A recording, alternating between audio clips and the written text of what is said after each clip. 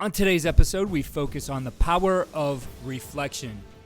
The football profession is a fast-paced world with short-term deadlines, and whether that's preparing a team for the game at the end of the week, or recruiting and getting to signing day, or developing players in the offseason, football coaches take a get-it-done-now approach. I heard a very thought-provoking question some time back, and it's, do you have 20 years of experience or 1 year of experience repeated 20 times? Most likely, if you've been in this game for a long time, you've found a way to learn, grow, and evolve as a coach. And that goes beyond the X's and O's. Learning drives our growth as coaches in every aspect of our jobs. Educator, psychologist, and philosopher John Dewey said it best. He said, quote, "We do not learn from experience, we learn from reflecting on experience," end quote. For a lot of us, we roll through our days much like the fastest paced up-tempo offenses in the game. But in order to truly grow, we need to step back and reflect on what we are doing. And reflection is an important part of the learning process for us as coaches, as well as for our players. It allows us to learn and retain that learning. The only way for a coach to grow is to take a hard look at what is working and what is not for us. And I'm not talking about reflecting on our scheme, though that can be a part of it. I'm talking about how we actually coach our players. It's thinking about how we've organized coaching in the classroom and on the field. It's taking a step back and reflecting on what we said to our players as well as how we said it. As they say, it's all in the delivery. The reflective coach can constantly be honing how he communicates, gives coaching cues, provides criticism, and makes suggestions. Those are important to the player-coach relationship, and it's not a one-size-fits-all approach. So when we look at it, what is the importance of reflection? Well, reflecting helps you develop your skills and review their effectiveness rather than just carrying on what you've been doing always. We've always done it this way. You hear people say that all the time. You can't be, "I've always done it that way" kind of coach. You need to learn and grow and evolve. And the best coaches always do that. It's about questioning in a positive way what you do and why you do it, and then deciding whether there's a better or more efficient way of doing it in the future. Deep reflection really empowers us to gain a self-awareness and improve who we are as coaches and really as becoming a better human being.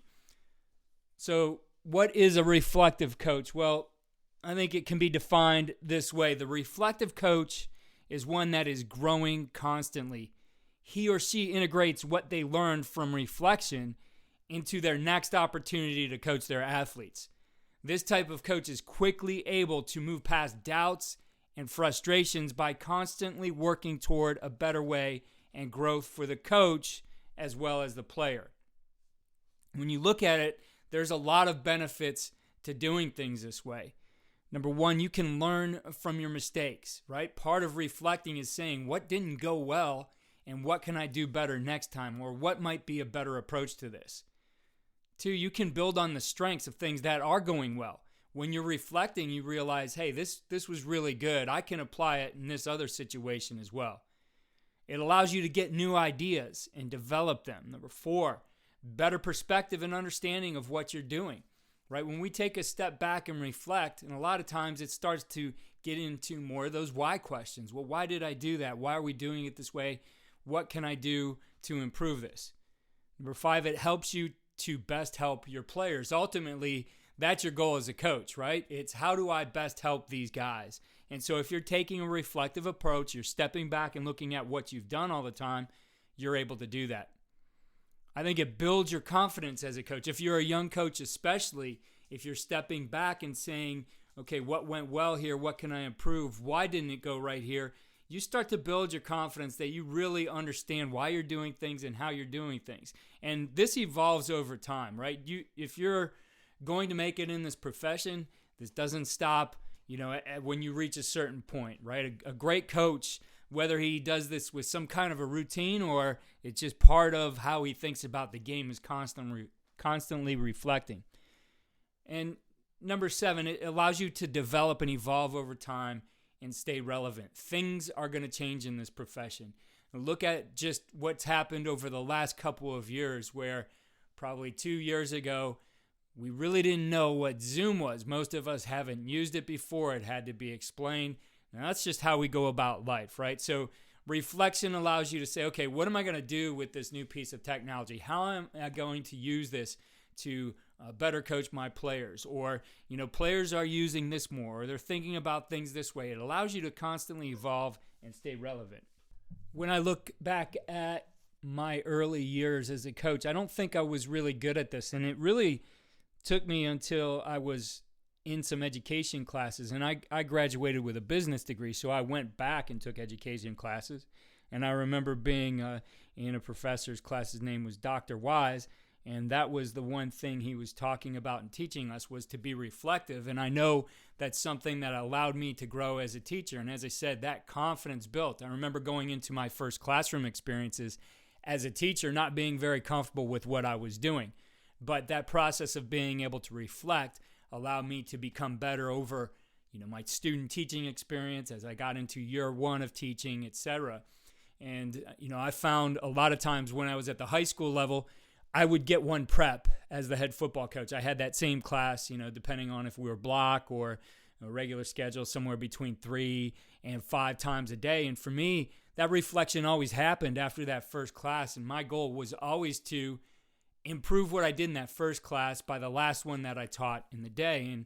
And that's something that I really started to apply to my coaching as well.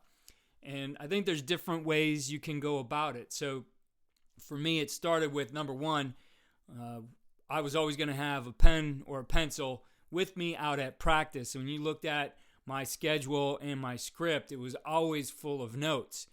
And I would, after practice, go back into the office or into whatever the setting might be for us, different things at different places, but sit down, take a look at my notes, rewrite them. And that was a chance for me to reflect on some of those things that I was doing. I think there's a lot of different ways that you can do that to improve as a coach today. And I've talked about some of these things on this podcast, but I would definitely suggest finding a way to have somebody take your phone and videotape your individual period at times and allow you to go back and take a look at how you're communicating. How are you saying things, right? Are you really, do you have good coaching cues? Is there a better way to say things, right? Some of that you can get from reflection. When something happens at practice that's unexpected, why did that happen, right? Why did this player get angry when I said this? It allows you to reflect on that individual's situation, maybe address that with him later, but also look internally and say, what was it maybe that I could have done better, that I didn't communicate well, that frustrated that player, right? And again, all those situations are individualized. There's a lot that goes into any of these things that I mention here. Thinking about, the different things that happen over the course of a practice when you get out of individual, right? Is there a player who's making a mistake? Is there a reason for that, right? It's easy for us to blame it on the player and say, well, he didn't get it. But our responsibility is to make sure he does get it. So it goes back to taking a look at, what did I do as a coach? What can I do better? And that's all done through the process of reflecting.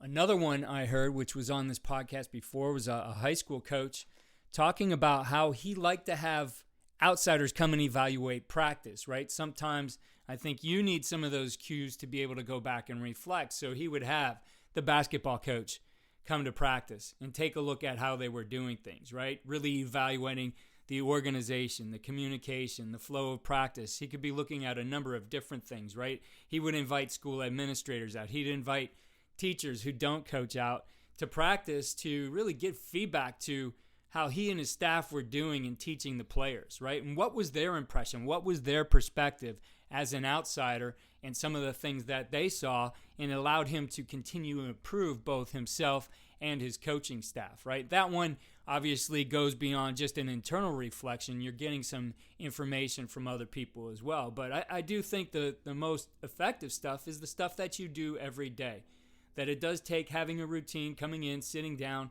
and thinking about things. And, I think it's important, you don't always want to focus on the negative, right? Start with something positive. If you can't find anything positive, reflect on what you're grateful for. I work for a head coach, John Snell, who would always talk about having an attitude of gratitude. And I think it's proven that you can use that in meditation. You could use that in reflection to step back and say, all right, what is it I'm thankful here today, before you get into the nuts and bolts of what went well, what didn't go well, right? The whole thing is to improve yourself as a coach. Some of these things might have to be worked on in something bigger. Maybe you find that you have trouble dealing with certain types of individuals, right? You might have to develop strategies over time that work. You might have to go and take some coursework on those things. Who knows what it might be, but you're identifying areas where you can improve. You're taking small steps every day and incrementally getting better, right? Finding that 1%, right? What if you got 1% better every day? I think that's really what reflection gets back to. So message for today, it's a short podcast here, but step back and reflect. And I think once you become good at that, that's a process you can use and you can teach to your players. And for them, it's going to be small steps at first. I think one of the best things I ever saw at practice was something that Chuck Kyle, who's the head football coach at Cleveland St. Ignatius, did, where he gives his players at the end of practice 10 seconds. They're all silent, and the idea with those 10 seconds is they're going to reflect on something from practice that they can improve on and get better at the next day.